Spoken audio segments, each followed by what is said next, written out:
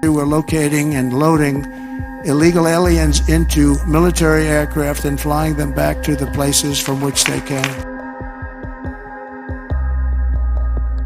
And as you saw yesterday, we've made it clear to every country that they will be taking back our people that we're sending out, the criminals, the illegal aliens coming from their countries. We're taking them back, and they're going to take them back fast.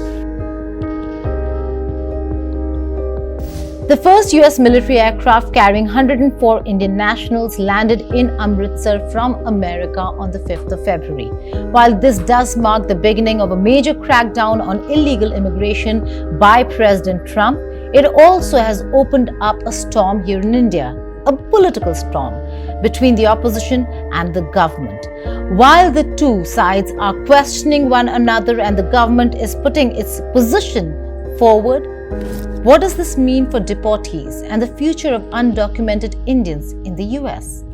Hello and welcome. You're watching Statecraft with me, Geeta Mohan.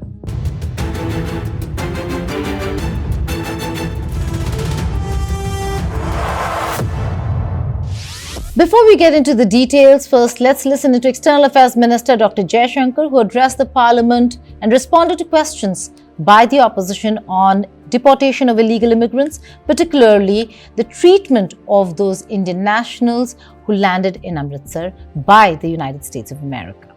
हमारे देश के नौजवान, हमारे देश के लोग, हमारे भाई बहन अमेरिका एक बेहतरीन जिंदगी, रोटी कमाने, परिवार का पेट पालने के लिए जाने पर मजबूर हुए, क्योंकि 2 करोड़ रोजगार हर साल लोगों को देने का वादा कर सत्ता की शहतीर पर बैठी मोदी सरकार अपने वादे से भाग खड़ी हुई। देश में 40% बेरोजगारी है। The government carefully monitors the number of students in all foreign countries. We also carefully monitor their welfare. कैसे भेजा जा रहा है? 104 भारतीयों को कल हाथ में हथकड़ी और पांव में जंजीरें डालकर भेजा गया। That women and children are not restrained. 40 घंटे तक उनको एक माल लादने वाले जहाज में पकड़कर जंजीरों से जकड़ा गया। It is up to the authority of the immigration authority to charter an aircraft. It could be a military aircraft, but whichever aircraft comes in, it is under the authority of the ICE. The procedure, whether it was a military aircraft, whether it was a chartered aircraft, was exactly the same. 40 घंटे तक उन्हें bathroom इस्तेमाल करने की इजाजत नहीं मिली। During toilet breaks, deportees are temporarily unrestrained if needed in that regard. Haryana के कैदी वैन में हमारे नागरिकों को ले जाया गया। कैदी वैन में सर, अपनी धरती पे। पूछिए। छोड़ दीजिए, क्या अमेरिका ने जो किया उसके साथ तो आप खड़े ही हैं। Of course we know. We were the people who verified the nationality. We were the people who gave the aircraft clearance for the flight to know. So yes, I know 104 people came back in 2014. I also know that 5 to 7 times that number came back in 2009, 10, 11, 12, 13, 14. So let us not make out as though this is something which is a new issue.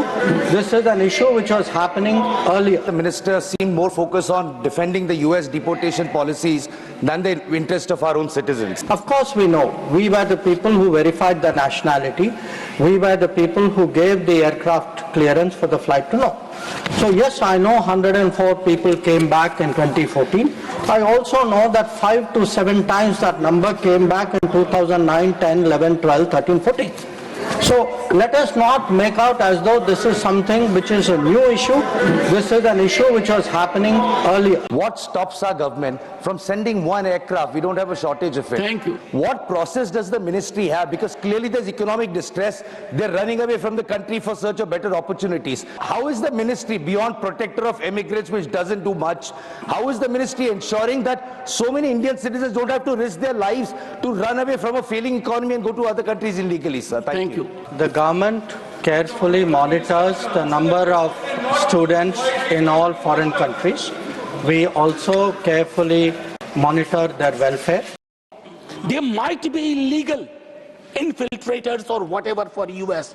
For us, they are our genuine citizens. How does this deportation align with India's broader policy on protecting its citizens abroad? Will the Indian government raise this, particularly the inhuman aspect of it, which scares us all, intimidates us? In many cases, sir, consular access, embassy would like to have consular access to any Indian national, but that national has to request consular access. In many cases, they have not requested, so we were not aware. But in every case, we have obtained passport details, we have checked their verification, we have ensured that they are Indians, and we have had contacts to ensure that that is the case. Jaishankar stated that it is a universal obligation for countries to repatriate their nationals found living illegally abroad. He clarified that this process is based on nationality verification and is not specific to any one country. He also emphasized that there has been no change in the deportation procedure from the past and that the process has been ongoing for several years. Jaishankar noted that deportations are conducted under a standard operating procedure effective from 2012, which allows for the use of restraints. But he did not mention whether if restraints were used since 2012 when it comes to Indian illegals being brought to India from the United States of America. But he did mention that the US Immigration and Customs Enforcement informed them that women and children were not restrained. Jaishankar said that the needs of deportees, including food, necessities, and medical emergencies, are attended to during transit, and temporary unrestraining is provided during toilet breaks. He stated that the Indian government is engaging with the US government to ensure that returning deportees are not mistreated during the flight. Jaishankar also highlighted that those entering countries illegally often endure perilous journeys and face inhumane working conditions. He noted that fraudulent Indian travel agencies frequently exploit individuals seeking work abroad. The manner in which this was done was most unfortunate, done very abruptly on a military aircraft and apparently in handcuffs according to some of the detained. That is really unacceptable. They should treat Indians with dignity. Yes, these people broke their laws. They have every right to deport them. And if it's proven that they're Indians, we have every obligation to accept them. On that, there is no dispute. But the manner in which it is done should reflect a certain respect for human rights and for the relationship with India. Other governments have protested against this. A government of the size of Colombia has protested vehemently. And yet our government, which is a strategic partner of the Americans, Prime Minister Modi, who on several occasions has organized rallies for President Trump, remains a mute spectator, remains quiet. I don't understand why. I remember when Dr. Manmohan Singh ji was India's Prime Minister, a female IFS officer was mistreated by the Americans, and he took a very firm stand against the against the American embassy and both the American government. Today, more than 25 women have been mistreated. More than 17 children have been mistreated. The US C-17 Globemaster military transport aircraft landed at Sri Guru Ram Das Ji International Airport in Amritsar, bringing back those 104 Indian nationals who illegally entered America. But the question over here is, what happens next? Let's then break it down for you. Upon arrival in India, the deportees were expected to be debriefed by authorities to determine their backgrounds and the methods used to enter the US illegally. This was done in order to ensure that those agents and touts who facilitated this movement are held accountable. Officials are also investigating the agents who facilitated these illegal crossings. External Affairs Minister Jaishankar reiterated India's stance on illegal immigration, stating, "If we are sure that they are our citizens, we have always been open to their legitimate return to India." But will they be able to go to America again? Well, the deportees now face a permanent travel ban from the US. Their biometric data has been recorded, and in the future, even if they apply for a visa with valid documents, they will not be granted entry. This ban extends beyond the US. Around 20 other countries, including Canada, New Zealand, Australia, and the United Kingdom, follow America's visa policy, effectively blocking their travel to these nations as well. Well, this is the first batch of illegal immigrants from India to be deported since Trump's return to office. Last year, about 1,100 illegal immigrants were deported to India through special planes.